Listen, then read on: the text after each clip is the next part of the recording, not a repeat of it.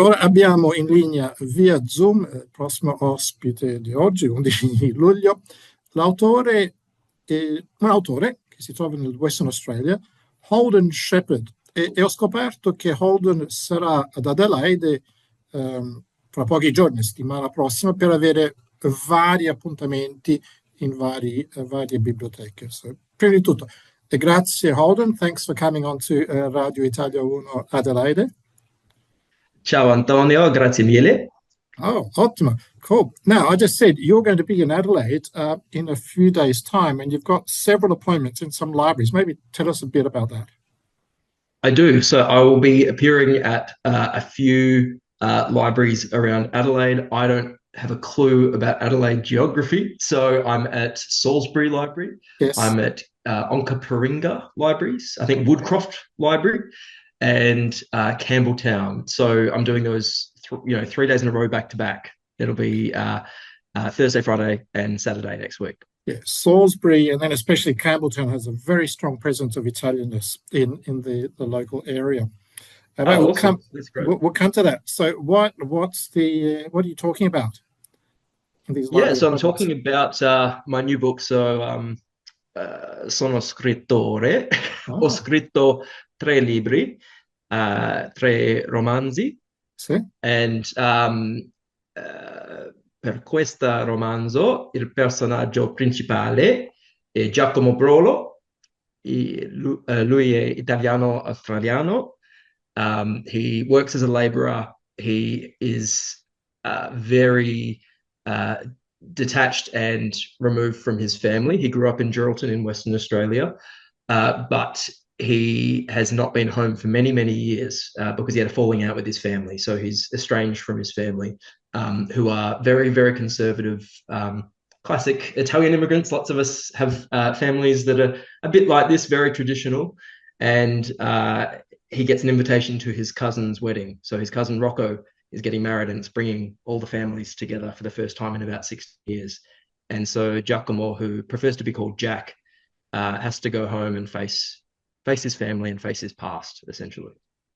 Okay, well, you already brought out something I was going to ask you about, because we have a regular appointment with a group called Ascolta Women, Italian-Australian female authors, and typically the Italians comes out in their practice. Now, is this normal, regular for you to have these Italianists in your work? Oh, and by the way, I guess maybe you do have some Italianists in you. I do. Yes, I was trying to throw a few words together there in Italian.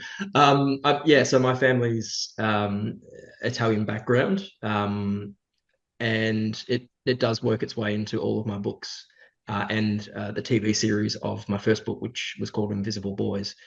So in this book, I don't even know if I mentioned the title. The title is King of Dirt, by the way. So my new King book, of Dirt.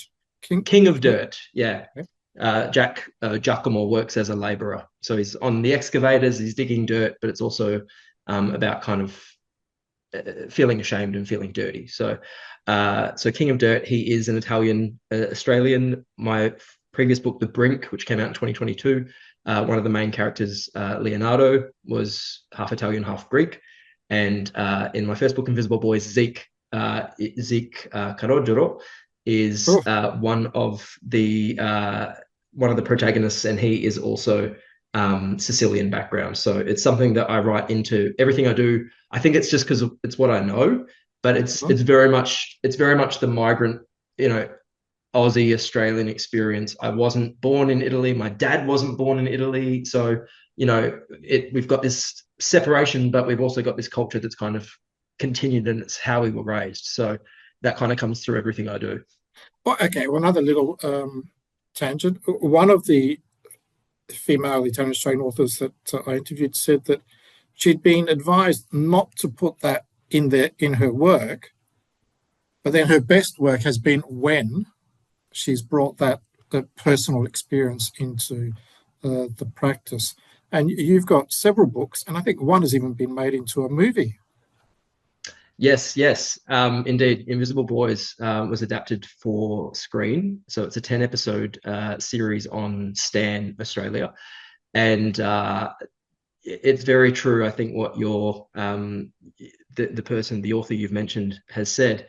I tried writing a book initially where I was like, Aussie character, you know, super Aussie and normal, and let's make this as commercial as possible. And no one wanted to buy that book.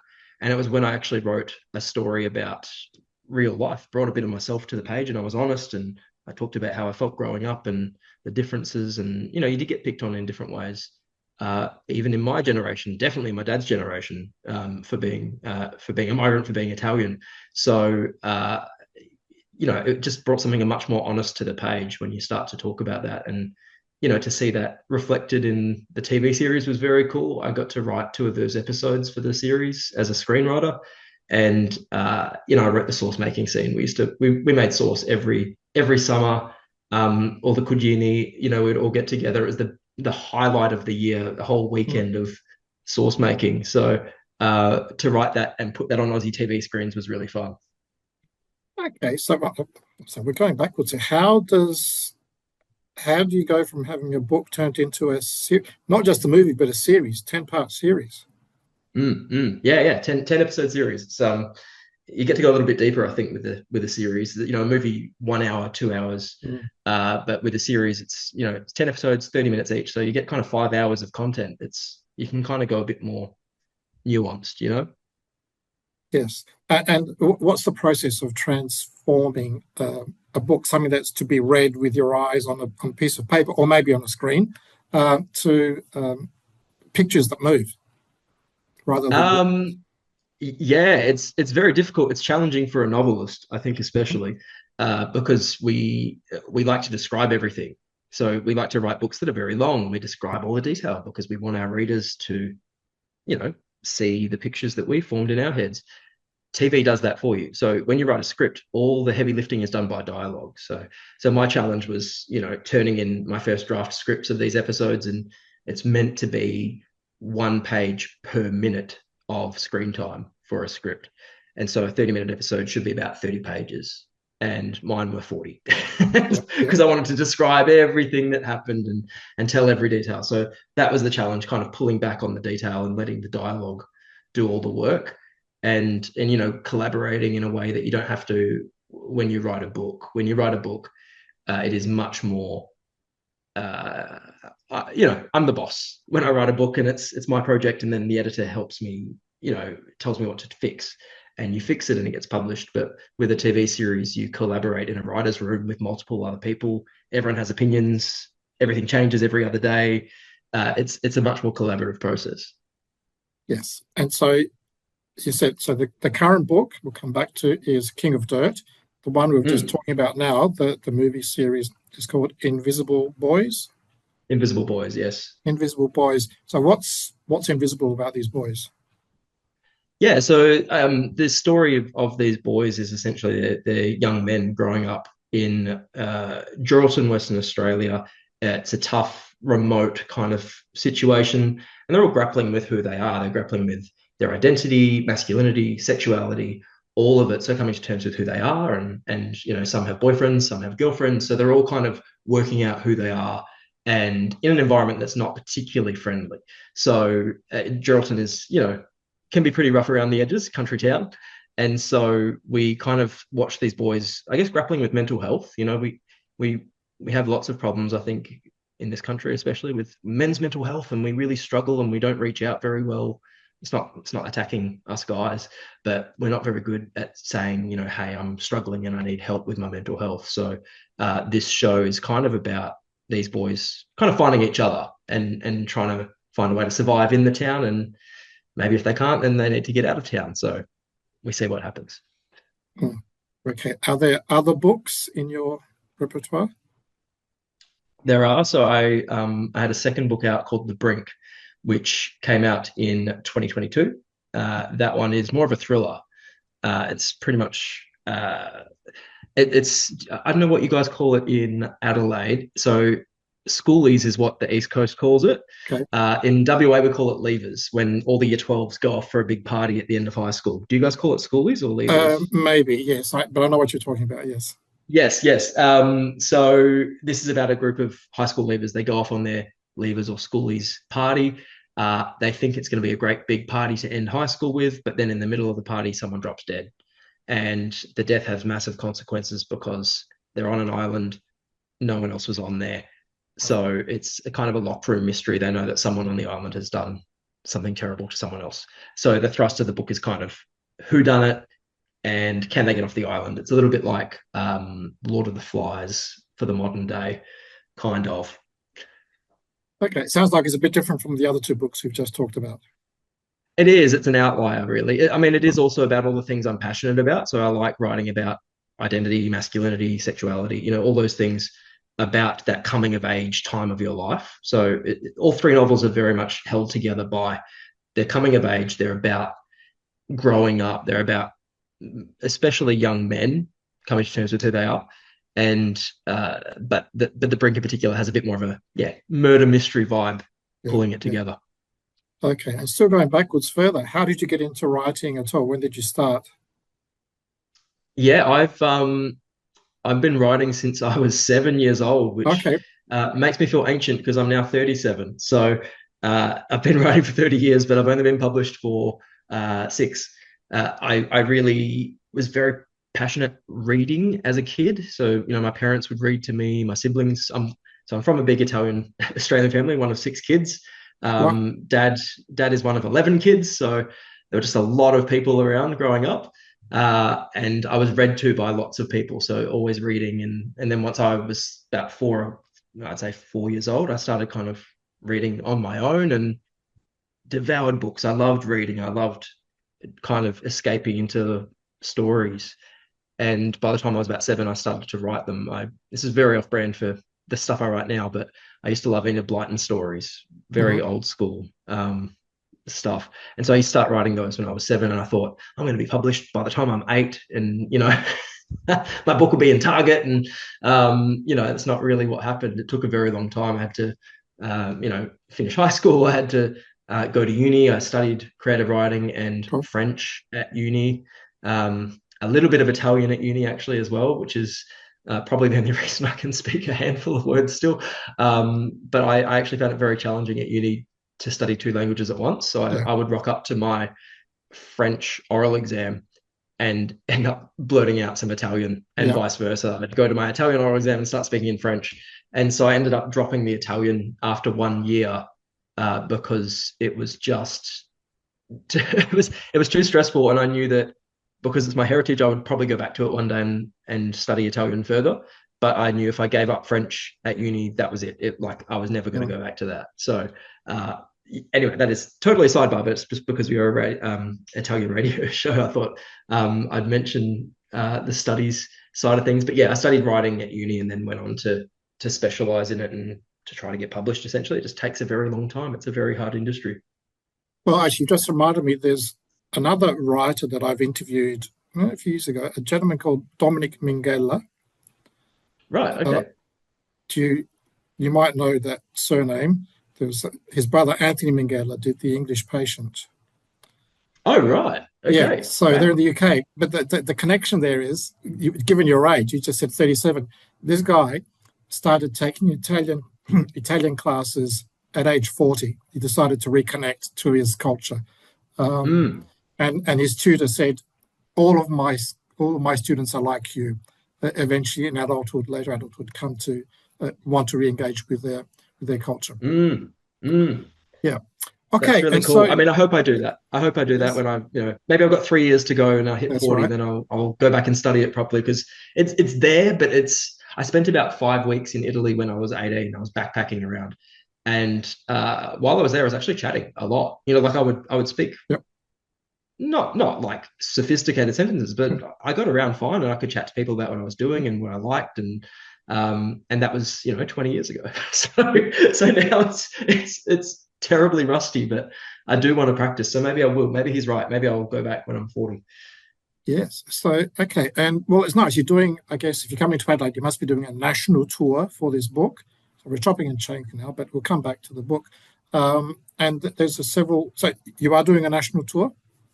I am. Yeah, I'm partway through. So I spent some time doing New South Wales, ACT, and Victoria in June, and then Adelaide and Brisbane and Gold Coast are next, and then I come back and do a whole heap of WA. I'm based in Perth, so WA is kind of the easier territory for me to cover. So I'll be around there. But I'm very excited to do Adelaide, and to do 3 events in Adelaide is pretty cool. Yeah, yeah. Yes, we'll come back to the Italians in a minute. But I'm seeing in your background, apart from some posters from, I guess, the Netflix, from the TV series, there's something about premiers there. So are you an AFL fan? I'm a big AFL fan. So that is a Collingwood poster in the background. I hope all of your listeners don't immediately turn off the radio when they hear me say I go for Collingwood. It is mildly controversial because we're such a hated team. But yeah, we're a mad Collingwood Magpies family. Really, Dad barracked for Collingwood when we were growing up. It still does. And so we all just became Pies fans, and absolutely love the footy. I was looking at the fixtures for when I was in Adelaide to see if there was a game I could get to, but I think that the game that's on is either I've already left to go to Queensland, or it's on a night when I've got an event. So I miss out, sadly. I would have liked to make that work. Yeah, cool. So now let's go back to the Italianists. I've heard some names, Rocco and Calogero, which maybe might position you in Calabria or Sicily. What's your Italian background? Yeah, so i miei parenti vengono di Sicilia, Uh-huh. and so my nonno came from a village called Sinagra, Mm-hmm. and my nonna came from a village called Sant'Angelo di Brolo. And so these are in the Messina province of it, like the northeast Yeah. of Sicily. The closest big town was Capodolando. And Oh, so, so I've been there once. you've been there. I think there's a big presence of Capo d'Orlando in WA, maybe in Fremantle. That's A correct. lot, Yeah, that's yeah, correct. Yes, yeah. a So lot of the fishing I think there's industry. even that. Yeah, yeah. There's even a road in, I think, Fremantle called Capodolando Drive or something like That's that. right. Yep. Yeah. So a lot of them came to Fremantle and to Wanneroo. So Wanneroo is about 25 k's north of Perth, and there's lots of market gardens there. So I think my ancestors came out to. I think they went to Wanneroo briefly and then ended up in Geraldton, which is 4 hours north. Mm. And to be honest, when I went back and visited Sicily when I was 18, and I was in Capodolando, and then I went up to Sinagra and Sant'Angelo di Brolo, and Capodolando felt like Geraldton. Like it just felt like there was some similarity to the size of the town and the feel of the climate, all of it. It just reminded me of that part of the world. So it kind of makes sense that so many of us ended up in such a Yeah. So I was bizarre, going to ask remote you, place. how did it feel going to visit the area? So you said your dad was already born in Australia, right? So did you Yes. have any connection with family still? But only like people I'd never met before. Mhm. So it was one of those classic, the Italian Australian or Italian American or whatever, kind of going back to find the roots, and who knows if they really want to see you or not. Thankfully, mine did. So we only had one cousin of my nonna's who he was near Brolo. I think it was called Pirano. Um, and I went to visit him and his family, and they were pumped. They were like so chuffed to have an Australian cousin come visit. And they insisted that I stayed with them. I think I was staying in Capodolando, and their village was maybe, I don't know, 10, 20 Ks away. It was a little car ride away. Yep, yep. And I was kind of going, I have a hotel, I have an albergo. Is that albergo? Yes. And I was like, I've got a room booked, like I've got a room. They're like, no, no, no, you got to stay. And so I stayed, and they brought the whole family over. We all had dinner. And then in Capodolando, my godfather, my uncle Charlie, he was my uncle by marriage, but his sisters all still lived there, and Okay. so they just fully took me in. They were just having me for dinners and breakfasts and parties. I went to people's birthday parties. I was there for a couple of weeks. They brought me in as part of the family. And his nephew Roberto was really great. He's the one who kind of picked me up in his car and drove me around to visit all these other places. Mhm. And visit the other relatives. So I was really not surprised. It was completely expected that Italians are like this, but I was really grateful, I guess, at how much they just immediately brought you in as, oh, well, you're part of the family. Well, you're coming to all these things now. Here you go. Yep. Excellent. Okay. Cool. So now I was going to ask you, are both sides of your family from Italian origin, or is it only your dad? On the dad's side, my mum's side is Pommy. My grandpa came from England, and my nana is technically Australian, but go back kind of a couple of generations, and they're from England as well. So half Pommy, half Italian. So I'm guessing Sheppard might be an art's name, or no? Sheppard's my real name, my legal name. Yeah. Yes, probably not a typical Sicilian name, but there you go. I'm sure. No. Okay, well, I'll say again, thank you very much, Holden. I know we've had a reasonable chat, and maybe, hopefully, we can have some more conversations over time, and might be able to meet you when you're in Adelaide. Who knows? That'd be awesome if you do. But thank you for the opportunity, and I hope I'll learn enough Italian one day to come back and speak in Italian with you. That would be really fun. Oh, brilliant. Okay. So have a good day. Actually, I did see somewhere on your blurb that you described as being a bodybuilder. Is that correct? Yeah. I would say amateur bodybuilder. Mi piace la palestra. La Is that how you say it? Sì. Yeah. I'm at the palestra almost every day. Excellent. I'm but very amateur. I'm not good enough to be competitive. I like lifting weights, but I also like eating cheese. I'm a good Italian boy. So I build the muscle, but then I put on the fat. Yeah. Okay, again, thank you, and yes, looking forward to hearing more and seeing more of you in future. And congratulations and good luck for the success of the book. Grazie mille, Antonio. Alla prossima volta. Ciao.